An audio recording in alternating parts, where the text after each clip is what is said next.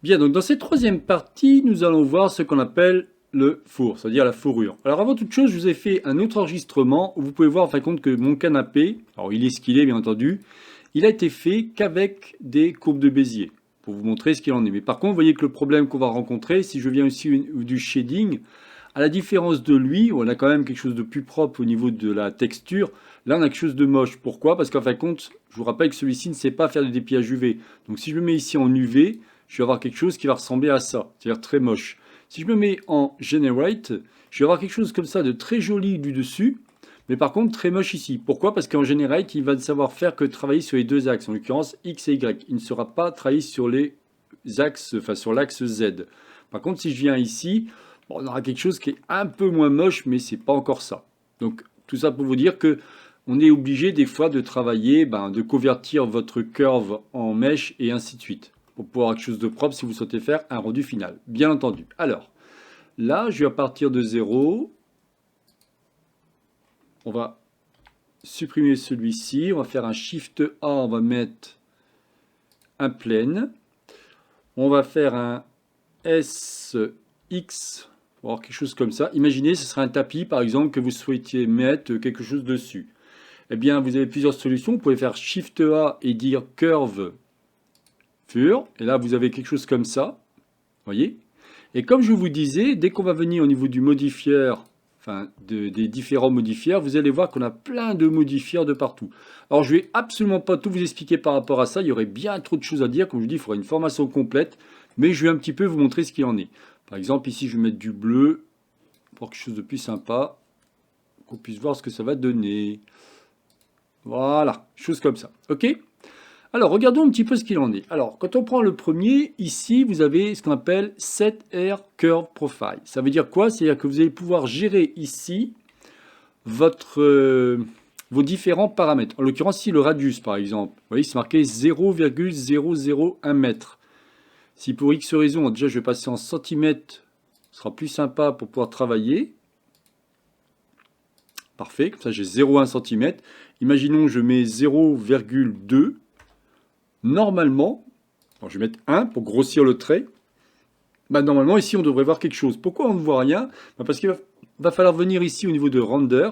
Là, on est sur le moteur de rendu Heavy. Si je viens en Cycle, en cliquant ici, vous voyez, on a quelque chose comme ça. Waouh, qu'est-ce que c'est que cette horreur? C'est exprès parce qu'en fin de compte, Cycle, lui, il génère sans aucun problème les poils, la fourrure et ainsi de suite. Par contre, Heavy, il y a des options, c'est toujours pareil au niveau du moteur de rendu Heavy. Donc, si on revient sur Heavy, vous voyez, on a des choses comme ça. Par contre, si vous venez ici en descendant et vous cliquez sur l'onglet Curve, vous cliquez sur Strip, et là, vous aurez quelque chose qui va bien. Bon, évidemment, comme je vous dis, j'ai exagéré le trait. Donc, si je reviens comme ça, on a quelque chose de différent. Vous voyez, déjà, on a quelque chose de bien plus gros. C'est assez marrant même. Donc, ça veut dire que ici, vous allez pouvoir travailler sa forme. Vous voyez, on va pouvoir avoir une forme complètement différente par rapport à ce que vous souhaitez. C'est ce que je vous ai expliqué. Alors, vous voulez savoir comment il marche, ce fameux modifieur, ou ce fameux modifieur. On va cliquer dessus et on va venir au niveau du module Geometry Node. Et si je fais CTRL barre d'espace, voilà. En fin de compte, qu'est-ce qu'il fait? Il va gérer différents paramètres. Alors évidemment, si vous ne connaissez absolument pas les modules Geometry Node, c'est très compliqué pour vous. Mais il n'empêche qu'ici, vous voyez, on a un radius qui va être géré avec différents paramètres. On a ici des spline paramètres. Ça, justement, c'est ce qui va me permettre de gérer mes pointes, soit dessus, soit dessous. On va avoir ici d'autres éléments qui vont être le min et le max. Je vais vous montrer ça de suite. C'est par rapport au top, donc le haut du poil ou le bas du poil, et ainsi de suite. Donc tout ça, vous voyez, c'est du module Geometry Node. C'est ça que je voulais vous expliquer. Donc quand je reviens ici, si je repars en mode layout, pour revenir sur mon poil, quand je viens au niveau de facteur min, on va pouvoir, en fin de compte, vous voyez ce qui se passe? On va pouvoir changer cette forme ici, ou alors changer la forme ici.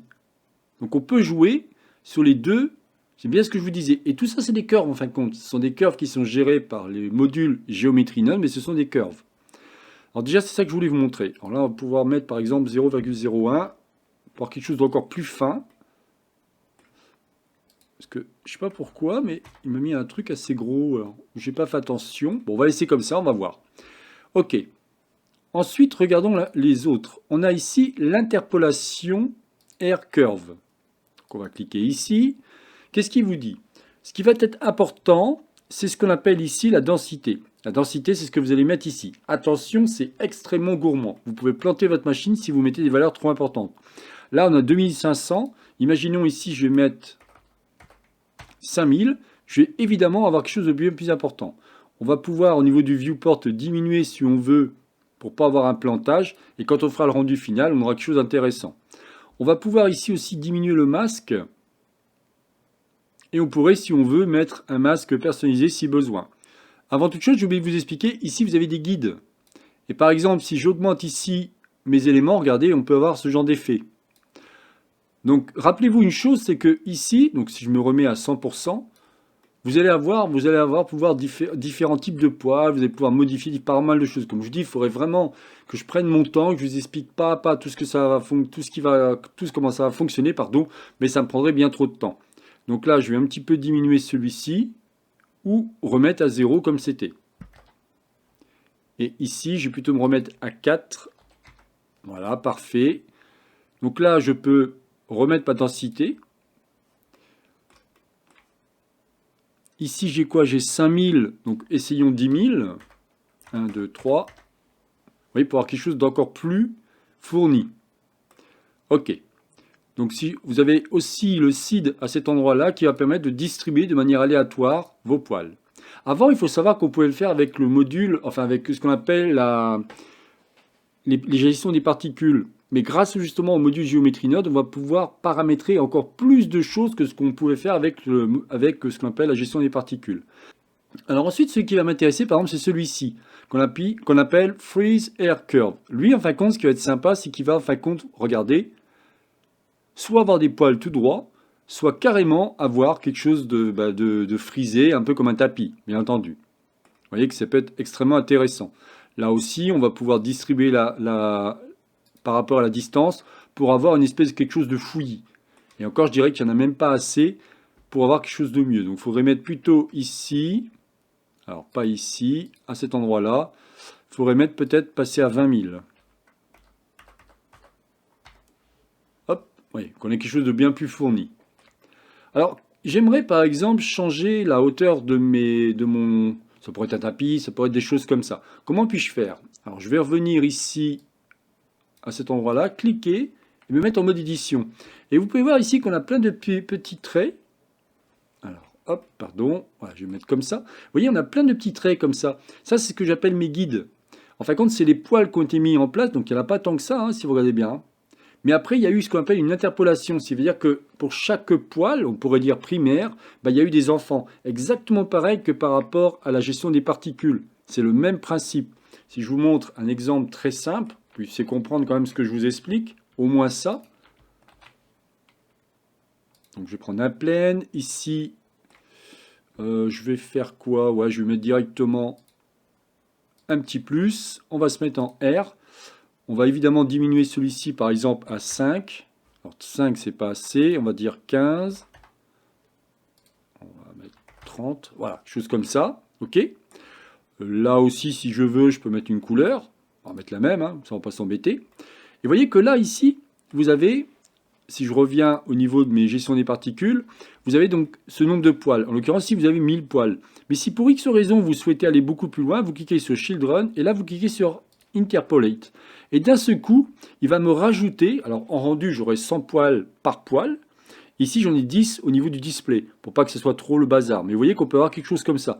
Et bien entendu, là aussi, on va pouvoir modifier ce qu'on appelle, on va pouvoir courber ma forme, on va pouvoir la rendre différente, enfin, on va pouvoir créer du bruit, et ainsi de suite. Il y a énormément de choses qu'on peut faire dessus.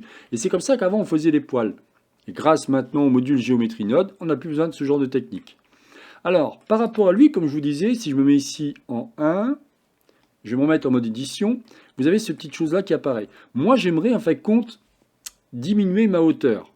Et bien dans ces cas-là, vous pouvez faire tout simplement S, Z, et vous allez diminuer votre hauteur.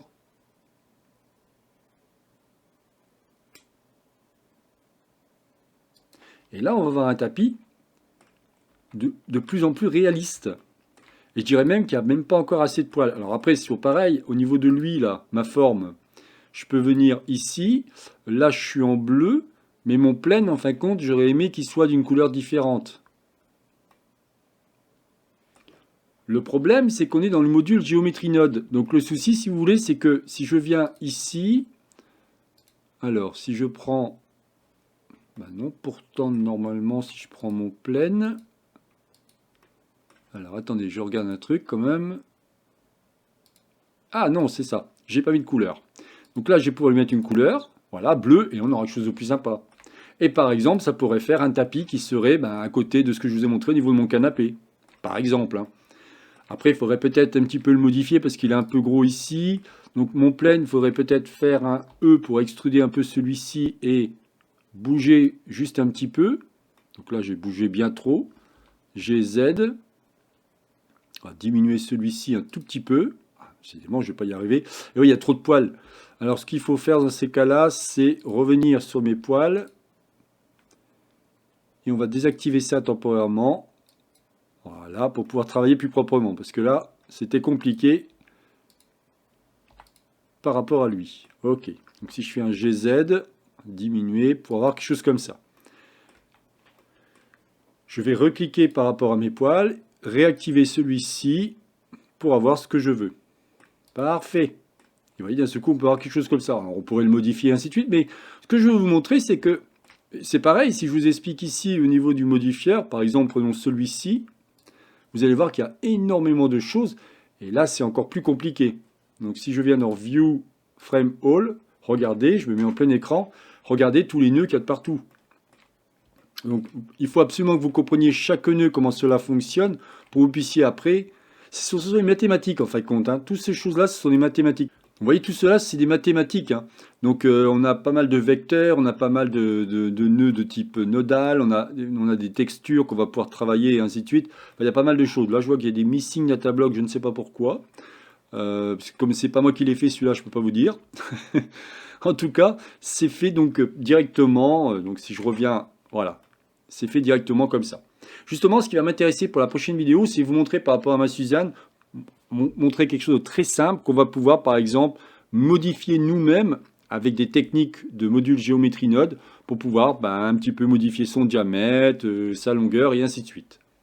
Donc, si je reviens ici, ce que j'aurais pu faire, c'est prendre ce tapis, mais je ne sais pas si ça va fonctionner si je fais un CTRL-C. Il faudrait peut-être que je prenne l'ensemble plutôt. CTRL-C. Je vais revenir au niveau de, c'était scène finale Blender 2. J'ai un gros doute, parce qu'à mon avis, c'est trop violent. Ce que je vais lui demander, mais on va voir. Cliquez dessus, CTRL-V. Ah si, ça a marché. Ah, j'aurais pas cru.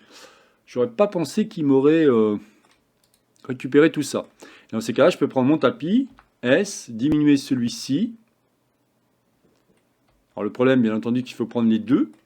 Donc là, on va prendre les deux. On va se mettre de côté, alors, appuie sur S, et on va diminuer celui-ci. La couleur, bien entendu, pourra être changée si besoin, il n'y a pas de problème. Mais vous voyez que, encore une fois, c'est une autre manière de travailler par rapport au curve. Hop. Donc là, évidemment, c'est gourmand. Donc on va diminuer tout ça pour pouvoir travailler plus proprement.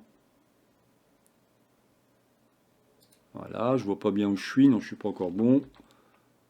Voilà, là, il est sorti. Hop, ok.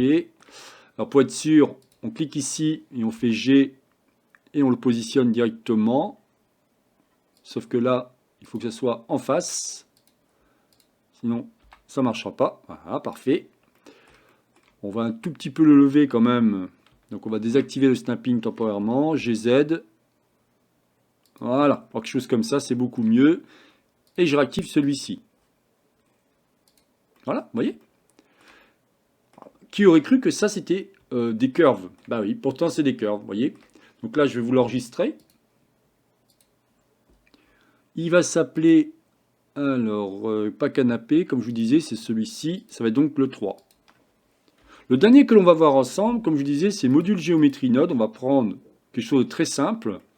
Et on va voir comment on va pouvoir mettre ça en place et vous expliquer un tout petit peu le module Geometry Node. Allez, je vous dis donc à tout de suite.